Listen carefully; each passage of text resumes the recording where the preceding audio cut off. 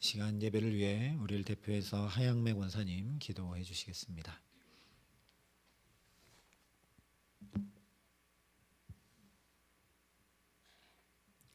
사랑이 많으신 하나님 아버지, 오늘도 귀한 은혜의 자리로 인도하여 주심에 감사드립니다. 여러 가지 혼란한 상황 가운데에서도 우리를 살피시고 보호하시고 인도하여 주시고 지켜주시니 감사드립니다. 우리가 무엇이기에 이처럼 알아주시고 생각하여 주시는지요. 우리를 향한 하나님의 그 큰 은혜와 구원의 감격으로 매일이 천국잔치로 살아가길 소망합니다. 십자가를 향한 첫사랑과 뜨거움이 식지 않길 원하오니 우리 안에 정결한 마음을 주시옵고 정직한 영으로 새롭게 하여 주시옵소서. 자신을 돌아보며 내 생각, 내 뜻, 탐심의 교만을 내려놓고 오직 새 생명 주시는 여호와 하나님만을 바라보게 하시옵소서. 온전히 주를 의지하고 날마다 주 앞으로 더 가까이 나아가는 심령 되게 하시옵소서. 올 한 해를 시작하며 교회와 각 성도들에게 주신 약속의 말씀들을 힘입어 더욱더 주의 사랑 안에 예배 중심, 말씀 중심으로 살아가길 소망합니다. 원하옵기는 성전을 통하여 사랑과 긍휼함의 기도가 넘치는 사랑의 빛 교회 되게 하시옵소서. 나의 나된 것은 하나님의 은혜로 된 것이라고 고백한 사도 바울처럼 우리에게도 겸손한 믿음을 주시고 우리에게 주신 은혜대로 맡은 바 직분을 잘 감당하는 교회와 성도 되게 하여 주시옵소서. 사랑의 빛교회가 지역사회와 선교의 사랑을 실천하는 교회로 든든히 세워져 가게 하시니 감사드립니다. 다음 세대인 교회 학교를 부흥케 하시고 분명한 목적을 향해 달려가는 비전의 세대가 사랑의 빛교회를 통해 하나님 나라 주역들로 쓰임받게 하시옵소서.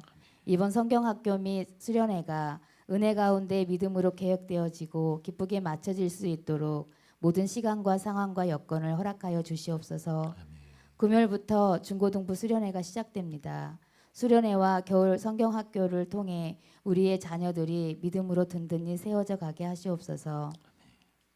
오는 주일에 있을 은퇴 및 취임식을 주장하여 주시고 기쁨과 은혜의 자리로 인도하여 주시옵소서.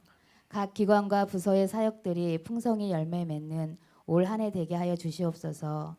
하나님, 이 시간에도 질병과 고통 가운데 있는 성도들을 친히 찾아가 주시고 능력의 손을 펴사 위로부터 오는 참 평안과 위로를 덧입혀 주시옵소서. 하나님, 이 나라가 하루속길 완성화되기를 기도합니다. 무엇보다 거룩해 되길 원합니다. 하나 되길 원하시는 하나님의 사랑과 공의로 이 나라와 민족이 진정한 회개로 이어지게 하소서. 주님의 소망이 이 땅에 머물기를 기도합니다. 이 시간 주님의 말씀을 전하시는 목사님을 성령의 능력으로 붙들어 주시고 선포되어지는 생명의 말씀이 듣는 우리에게 살아 역사하사 심령이 변화되고 깨닫는 귀한 예배의 시간 되게 하시옵소서. 이 모든 말씀 우리의 소망이요 부활이신 예수님의 이름으로 기도드립니다. 아멘.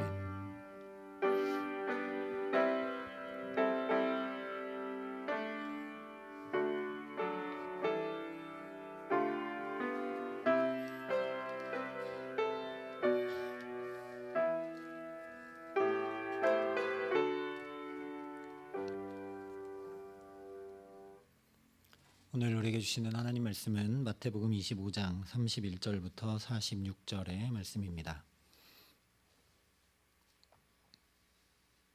신약성경 44면에 있는 말씀입니다.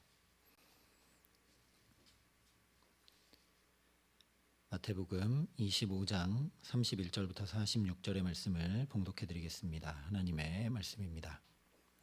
인자가 자기 영광으로 모든 천사와 함께 올 때에 자기 영광의 보좌에 앉으리니 모든 민족을 그 앞에 모으고 각각 구분하기를 목자가 양과 염소를 구분하는 것 같이 하여 양은 그 오른손에 염소는 왼편에 두리라. 그때 임금이 그 오른편에 있는 자들에게 이르시되 내 아버지께 복받을 자들이여 나와 창세로부터 너희를 위하여 예비된 나라를 상속받으라. 내가 줄일 때에 너희가 먹을 것을 주었고 목마를 때에 마시게 하였고 나그네 되었을 때에 영접하였고 헐벗었을 때에 옷을 입혔고 병들었을 때에 돌보았고 옥에 갇혔을 때에 와서 보았느니라. 이에 의인들이 대답하여 이르되 주여 우리가 어느 때에 주께서 줄이신 것을 보고 음식을 대접하였으며 목마르신 것을 보고 마시게 하였나이까. 어느 때에 나그네 되신 것을 보고 영접하였으며 헐벗으신 것을 보고 옷 입혔나이까. 어느 때에 병드신 것이나 옥에 갇히신 것을 보고 가서 배웠나이까 하리니 임금이 대답하여 이르시되 내가 진실로 너희에게 이르노니 너희가 여기 내 형제 중에 지극히 작은 자 하나에게 한 것이 곧 내게 한 것이니라 하시고 또 왼편에 있는 자들에게 이르시되 저주를 받은 자들아 나를 떠나 마귀와 그 사자들을 위하여 예비된 영원한 불에 들어가라. 내가 줄일 때에 너희가 먹을 것을 주지 아니하였고 목마를 때에 마시게 하지 아니하였고 나그네 되었을 때에 영접하지 아니하였고 헐벗었을 때에 옷 입지 아니하였고 병들었을 때와 옥에 갇혔을 때에 돌보지 아니하였느니라 하시니 그들도 대답하여 이르되 주여 우리가 어느 때에 주께서 줄이신 것이나 목마르신 것이나 나그네 되신 것이나 헐벗으신 것이나 병드신 것이나 옥에 갇히신 것을 보고 공양하지 아니하더이까. 이에 임금이 대답하여 이르시되 내가 진실로 너희에게 이르노니 이 지극히 작은 자 하나에게 하지 아니한 것이 곧 내게 하지 아니한 것이니라 하시리니 그들은 영벌에 의인들은 영생에 들어가리라 하시니라. 아멘. 제자들이 마지막 때가 언제쯤인지 성전의 돌 위에 돌도 하나 남지 않고 다 무너져 내리는 그때에 어떤 징조가 나타나는지에 대해서 예수님께 물었습니다. 그에 대해 예수님께서 답해 주신 두 가지 비유가 바로 열처녀 비유와 달란트 비유였습니다. 열처녀 비유도 보면 분명히 다 졸고 잤지만 기름만 준비되어 있으면 아무 문제 없이 혼인잔치에 들어갑니다. 달란트 비유에서도 역시 5달란트를 남겼든 2달란트를 남겼든 아무 문제 없이 칭찬받고 주인의 잔치에 참여하게 됩니다. 마지막 때나 그 징조를 전혀 알지 못해도 준비만 하고 있다면, 주인의 말대로 행하여 충성하고 있다면 천국 잔치에 참여하게 된다라는 말씀들이었습니다. 오늘 이 비유 말씀도 앞선 두 가지 비유에 이어지고 있는 말씀입니다. 그래서 그러면 기름을 준비한다는 것이 어떤 것인지, 무엇을 의미하는 것인지, 달란트를 맡긴 주인을 잘 알고 충성하는 것이 어떤 것인지를 우리에게 말씀해 줍니다. 40절에 내가 진실로 너희에게 이르노니 너희가 여기 내 형제 중에 지극히 작은 자 하나에게 한 것이 곧 내게 한 것이니라. 그러니까 준비해야 될 기름, 주인의 말을 충성하고 순종하는 것은 바로 지극히 작은 자 하나에게 행하는 것, 한마디로 사랑입니다. 그러니 사랑을 준비한 사람, 하나님의 말씀에 순종하여 하나님을 사랑하고 이웃을 사랑하며 살아가고 있는 사람이라면 마지막 때가 언제 임해오든지 그 마지막 때에 어떤 일들이 일어나든지 아무 상관없이 아무 문제 없이 하나님 나라의 천국 잔치에 참여하게 된다라는 말씀이죠. 그런데 오늘 말씀을 보면 조금 이상한 부분이 있습니다. 분명히 나그네도 영접하고 헐벗은 자도 입혔고 병들고 옥에 갇혔을 때도 돌보았는데, 즉 사랑을 행했는데 그들은 영벌에 처한다 말씀하고 있습니다. 이 사람들이 하나도 하지 않았는데 했다고 거짓말했기 때문일까요? 정반대 경우도 마찬가지죠. 나그네를 영접하지도 않았고 힘들고 어려운 이들을 입히지도 돌보지도 않았다고 이야기합니다. 이 사람들은 겸손한 척 하느라고 이렇게 이야기하고 있을까요? 오늘 말씀을 잘 살펴보면 왼편에 있는 자들과 오른편에 있는 자들이 이런 대답을 하게 된 차이점이 한 가지 있습니다. 바로 사랑을 베푼 대상의 차이가 있죠. 오른편에 있는 자들은 임금에게 한 적이 없습니다. 실제 나그네에게, 헐벗은 자에게, 병들고 옥에 갇힌 자에게 행했습니다. 지극히 작은 자 하나에게 사랑을 베풀었죠. 하지만 이 임금에게 한 적은 없습니다. 반대로, 정말 반대로 왼편에 있는 자들은 이 임금을 쫓아다니면서 사랑을 베풀었습니다. 목마르면 갖다 물을 대령하고, 나그네가 되면 영접해드리고, 헐벗으면 입혀드리고, 병들면 간호해드리고, 옥에 갇히면 돌봐드렸습니다. 그 임금의 일거수일투족에게 다 지극한 관심을 가지지 않고서 어떻게 그 임금이 목마른지까지 알 수 있겠습니까? 그런데 지극히 작은 자 하나에게는 관심조차 가지지 않았습니다. 둘 다 겸손한 척하느라 또는 거짓말하느라 이렇게 답한 것이 아니라 있는 그대로 답한 거죠. 그런데 임금이 분명하게 선을 긋고 얘기합니다. 지극히 작은 자 하나에게 한 것이 곧 내게 한 것이다. 지극히 작은 자 하나에게 하지 아니한 것이 곧 내게 하지 아니한 것이다. 우리가 준비해야 할 사랑, 맡겨주셨기 때문에 충성해야 될 사랑이 바로 이것이라는 말씀입니다. 신랑이 올 때를 준비하는 것, 주님의 맡겨주심에 충성하는 것은 바로 지극히 작은 자 하나에게 사랑을 베푸는 것이라는 말씀입니다. 왼편에 있는 사람들은 오직 임금에게만, 다시 얘기하면 언젠가 도움이 될 것 같은 사람에게만, 힘 있는 사람, 유명한 사람에게만, 그 사람을 통해 내가 이익을 보기 위한 목적을 가지고 사랑을 행했다라는 거죠. 유익을 얻기 위한 목적을 가지고 행하지 않았다면 임금이 너희는 그렇게 한 적 없지 않느냐 했을 때 아니요 우리는 했습니다라고 불만을 토로할 리가 없습니다. 그러니 어떤 이득을 위해 목적을 가지고 행한 것은 결코 사랑으로 행한 것이 될 수 없는 것이죠. 지극히 작은 자 하나에게 행하는 것은 그러니까 나의 이해관계, 혈연관계, 목적이나 업적, 이득이나 효율, 행위의 가치 경중 이런 것들과 전혀 상관없이 행하는 사랑을 말씀하고 있는 겁니다. 실제 오늘 지극히 작은 자라고 한 이 말씀은 누가복음 6장에서 가난한 자는 복이 있다 할 때의 그 가난한 자와 똑같은 단어입니다. 이 단어는 구걸할 수밖에 없는 절대 가난을 이야기합니다. 경제적인 면에서 보자면 그날 벌어 그날 먹고 사는 사람들이고, 정치와 권력으로 보자면 압제를 당한다 해도 사회적으로 전혀 보호받지 못하는 자들이라는 그런 의미입니다. 한마디로 얘기하면 아무도 돌보지 않는 사람, 그 어떤 사람도 의지할 수 없는 사람, 심지어 국가도 버린 사람이 바로 지극히 작은 자라는 말의 뜻입니다. 그런데 예수님께서 바로 그런 사람에게 사랑을 베푸는 사람이 참 의인이고 영생의 하나님 나라에 들어가는 자다, 분명히 말씀해 주시는 것입니다. 그런데 왜 예수님께서 종말의 때와 그 징조를 묻는 제자들에게 비유 3가지를 말씀해 주시는데 마지막으로 이것을 말씀해 주고 계실까요? 제자들이 어떻게 하면 사랑할 수 있을까?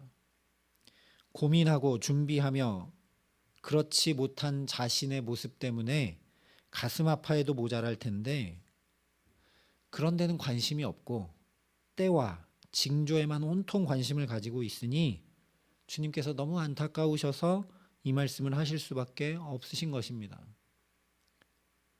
우리가 뒷이야기도 알고 있지만 제자들이 종교 지도자들은 배척하는 예수님을 집도 배도 가족도 버리고 3년이나 이렇게 쫓아다니고 있는 이유는 유익과 만족을 얻기 위함이죠. 지극히 작은 자 하나에게 하지 아니한 자가 누구냐? 지금 예수님 곁에 있는 제자들이라는 겁니다. 그들이 너무 안타까우셔서 지금 주님 말씀하시는 거죠. 사랑하기 위해 여러 가지를 이야기할 수 있겠지만 무엇보다 사랑하려면 사랑을 받아봐야 됩니다. 또 그 사랑을 받기만 해서 되는 것이 아니라 내가 얼마나 놀라운 사랑을 받은 복 있는 자인지 깨달아 알아야 합니다. 그래야 사랑할 수 있습니다.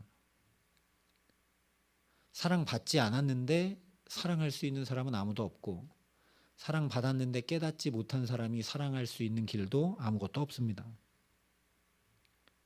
그래서 오늘 이 말씀을 들으면서 사실 하나님 앞에 서면 바로 저와 여러분이 지극히 작은 자 한 사람인 것을 깨달아 알아야 합니다. 오늘 이 말씀을 들으면서 제자들도 내가 지극히 작은 자 한 사람이구나, 내가 얼마나 놀라운 사랑을 받은 자인가 라는 것을 알아야 됐다라는 거죠. 우리 모두는 늘 타는 목마름을 가지고 채우고 또 채우고 또 채워도 절대 채워지지 않는 그런 인생을 살아갑니다. 돈에도 건강에도 시간에도 결코 만족이 없는 삶을 우리가 살아가죠.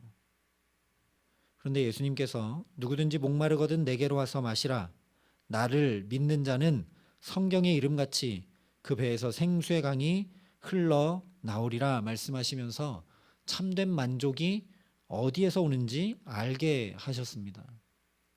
말씀만 하신 것이 아니라 오병이어의 이적을 통해서 그 남자만 5,000명 넘는 많은 사람이 빈들에서 아무것도 없는데 다 배불리 먹고 12광주리를 차게 거둡니다. 주님께 나아가면 그런 충만의 역사가 임해온다라는 거죠. 또한 내가 주는 물을 마시는 자는 영원히 목마르지 아니하리니 내가 주는 물은 그 속에서 영생하도록 솟아나는 샘물이 되리라 말씀해 주셔서 그 예수님께 나아가 예수님을 믿고 사는 놀라운 인생, 다시는 목마름이 없도록 우리 인생의 가람을 돌보시고 해결해 주셨습니다. 더 나아가서 우리 인생은 어디로 와서 어디로 가는지도 모른 채 그렇게 열심히 공부해서, 그렇게 열심히 돈을 벌어서, 또 결혼하고 가정을 꾸려서 아이를 낳고 양육해서 어떻게 해야 되는지 알지 못한 채 정처 없이 여기저기 방황하고 그때 사람들이 하는 대로 따라하느라 힘겨운 삶을 그야말로 나그네처럼 살아갑니다. 특별히 인생에서 중요한 일들일수록 마치 나그네처럼 준비되어 있지 않아서 당황하게 되고 어찌해야 될지 모른 채 살아갈 때도 많습니다. 그런데 예수님은 내가 곧 길이요 진리요 생명이다 말씀하시면서 당신의 삶 전체를 통해 우리 인생이 어디로 와서 어디로 가는지 명확히 알려주시고 보여주셨습니다. 나를 보내신 이는 하나님이시라고 말씀하시면서 우리가 하나님으로부터 왔다는 것을 분명히 알려주셨고, 십자가 이후에 부활 생명의 영광을 보여주셔서 우리가 어디로 가는지, 하나님 보좌 우편에 앉으시면서 우리가 어디로 가는지 분명히 알려주셨습니다. 이 땅에 사는 인생길이 그저 방황하고 헤매고 하는 그런 인생이 아니라 분명한 소망, 우리의 참된 본향, 하나님 나라를 향해 나가는 진짜 나그네, 이 땅에 소망을 두지 않고 주님께 소망 두며 살아가도록 깨우쳐 주셨습니다. 그래서 수고하고 무거운 짐진 자들아 다 내게로 오라, 내가 너희를 쉬게 하리라 말씀하시면서 나그네 된 우리를 영접해 주셨습니다. 뿐만 아니라 범죄함으로 헐벗어 부끄럽게 된 우리 인생, 그래서 실제 돈과 명예로, 건강과 아름다움으로 내가 아닌 다른 수많은 것들로 끊임없이 포장하지 않고는 살 수 없는 우리를 오직 주 예수 그리스도로 옷 입혀 주셨습니다. 그래서 마치 창세기 3장에 하나님께서 가죽옷을 지어 아담과 하와의 수치를 가려주셨듯이 예수 그리스도로 옷 입혀 주셔서 우리의 모든 수치와 모욕을 가려주실 뿐 아니라 예수님의 피를 힘입어 성소에 들어가 담대히 하나님을 뵙고 예배할 수 있게 해 주셨습니다. 몸과 마음과 영혼이 병들어 내가 나로 만족하지 못하고 끊임없이 비교하는 불행한 인생을 살아가는 우리들에게 너로 말미암아 기쁨을 이기지 못한다. 내가 너를 잠잠히 사랑한다. 너로 말미암아 즐거이 부르며 기뻐한다 말씀하실 뿐 아니라 나의 사랑, 나의 어여쁜 자야 일어나 함께 가자 하시면서 온전한 사랑으로 돌봐 주셨습니다. 무엇보다 죄의 감옥에 갇혀 사는 우리들, 거기서 스스로 결코 헤어나올 수 없는 우리들, 하나님과 우리 사이에 죄로 인해 막힌 담을 어떻게 허물어야 되는지 알지 못하고 악과 독, 시기와 질투, 미움과 분노를 해결할 줄 모르는 우리를 저 십자가의 놀라운 능력으로 그리스도 예수 안에 있는 생명의 성령의 법이 죄와 사망의 법에서 너를 해방하였음이라 선포하시며 우리 모든 죄와 죄의 결박을 풀고 자유케 해주신 분이 예수님이십니다. 지금 말씀드린 이 모든 것은 지금 우리가 마태복음에 지금까지 살펴보았던 마태복음에 다 기록된 것들입니다.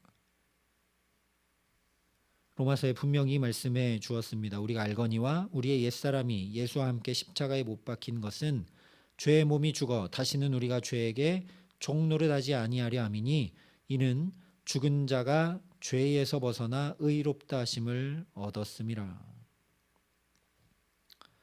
오늘 예수님께서 하나님 나라를 이루는 삶이 지극히 작은 자 하나에게 한 것이라고 말씀하셨지만 사실은 주님께서 가장 보잘것없고 주님과 상종하는 것을 상상조차 할 수 없는 우리들에게 이처럼 가장 큰 사랑을 베풀어 주시며 하나님 나라를 이루어 주셨고 경험시켜 주셨습니다.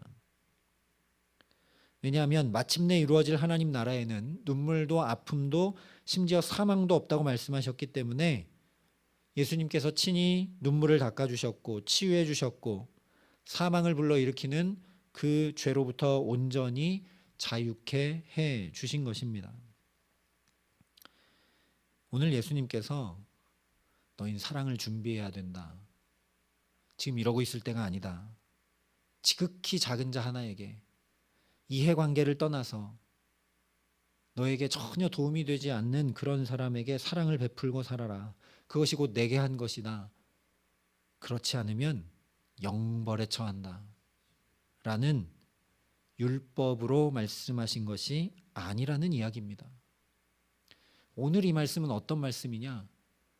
1차적으로는 제자들에게 지극히 작은 너희가 어떤 사랑을 받았는지 잘 깨달아 알라고 해주신 말씀이라는 거죠. 그걸 깨달아 알아야 제자들이 사랑할 수 있고 사랑을 준비해서 어느 때 종말이 임해오든 아무 문제되지 않을 수 있기 때문입니다. 주님의 그 말도 안 되는 사랑을 받은 지극히 작은 자가 바로 나인 것을 알면 자연히 나도 눈물을 닦아주고 병들고 아픈 이들을 돌보고 허물을 덮고 용서하며 사랑하는 가운데 내 삶의 자리에서 하나님 나라를 만들어가는 것이 당연한 일이 될 수밖에 없기 때문이라는 말씀입니다. 오늘 제자들이 그리고 우리가 들어야 할 말씀이 이것이라는 이야기입니다. 그렇지 않으면 복음이 아닙니다. 여러분 지극히 작은 자 하나에게 사랑 베푸십니까? 우리 옆에 대체 지극히 작은 자가 누구입니까? 우리가 이해관계를 떠나 아무 상관없는 사람에게 그렇게 지극정성으로 살펴주고 돌봐주고 입혀주고 할 수 있을까요? 그렇게 보면 우리는 다 영벌에 처할 자들, 왼편에 있는 자들, 거기서 벗어나지 못합니다. 오늘 주님이 하시는 말씀이 전혀 그런 말씀이 아니라는 거죠. 너희가 사랑을 준비해야 되는데 그래서 내가 너희를 이렇게 사랑했다. 지극히 작은 너희들, 어부에 불과하고 모든 사람으로부터 외면받는 세리에 불과한 너희들을 제자로 불러서 돌봐주었고 먹여주었고 입혀주었고 죄로부터 자유케 했고 부족한 것 없이 풍족하게 채워주었고 너희가 그런 돌봄과 온전한 사랑을 받은 자들이 아니냐. 내가 이 사랑을 너희에게 이제 맡기고 나는 십자가의 길을 간다. 난 아버지께로 되돌아간다. 너희는 내 뒤를 따라 이 사랑을 행하고 전하고, 그래서 내가 했던 것처럼 너의 삶의 자리에 하나님 나라를 만들어가라 안타까이 부탁하고 계신 말씀이 오늘 말씀이라는 겁니다. 그렇게 살지 않는 것 자체가 이미 영벌에 들어가는 삶, 괴롭고 외롭고 슬프고 힘겨운 인생을 계속 살아가는 것이라는 말씀을 하고 계시는 것입니다. 그러니 오늘 저와 여러분에게 바로 내가 주님 앞에 지극히 작은 자 한 사람인 것, 주님 앞에 서면 내가 너무 쓸모없고 보잘것없고 상종조차 할 수 없는 존재인데다 주님 앞에 나는 아무 유익이 되지 않을 뿐 아니라 죽을 수밖에 없는 죄인인데, 그런 나에게 이 말도 안 되는 십자가의 생명을 쏟아주신 그 사랑을 받은 자가 나인 것을, 하나님의 자녀된 권세를 얻은 자가 나인 것을, 그 하나님 나라의 상속자가 바로 나인 것을 깊이 깨달아 아는 은혜가 강물처럼 밀려오게 하시기를 간절히 기도합니다.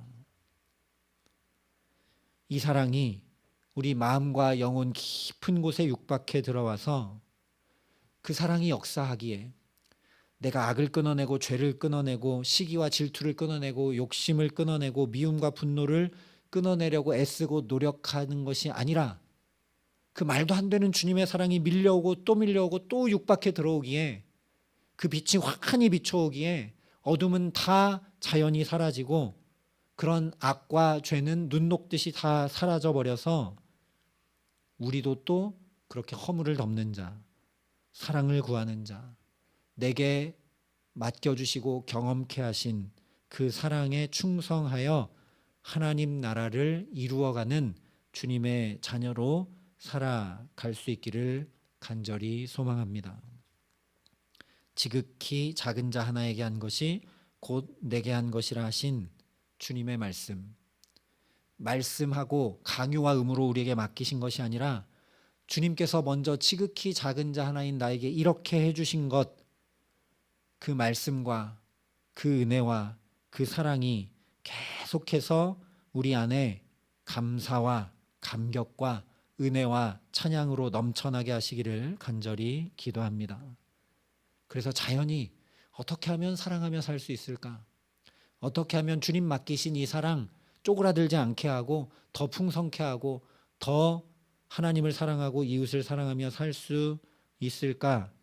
하루하루 그렇게 사랑을 준비하고 맡겨주신 사랑에 충성하며 살 수 있도록 하나님 새 은혜를 날마다 부어주시옵소서. 내가 얼마나 주님의 큰 사랑 받은 자인지 날마다 새롭게 깨달아 알게 하여 주시옵소서.